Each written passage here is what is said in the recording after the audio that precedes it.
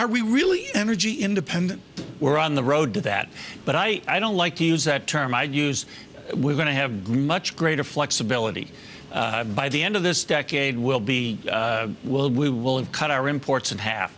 By the middle of the next decade, conservatively, we'll be in surplus.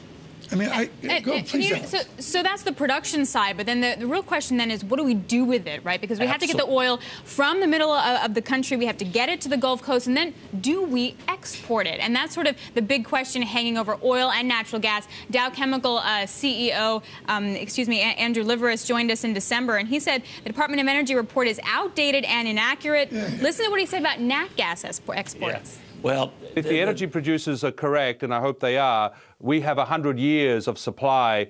Let's not rush. We've just got new estimates on reserves, new estimates on production. Why are we rushing to put export of all of this in place in a hurry with the first license already being issued?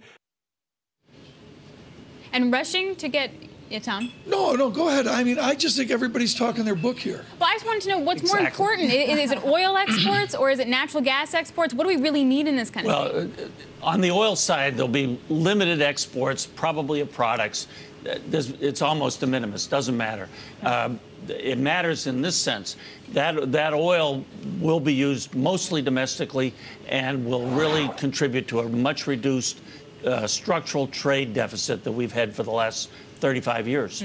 On the gas side, we have an opportunity to meet all our needs and we're already significantly reducing CO2 emissions as a result.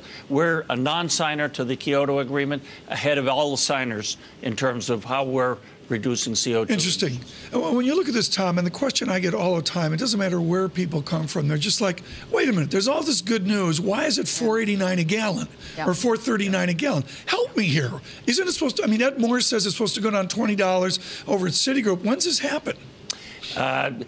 Listen, I'm in the same camp as him. I expected 89 would be now 82 on its way to 75.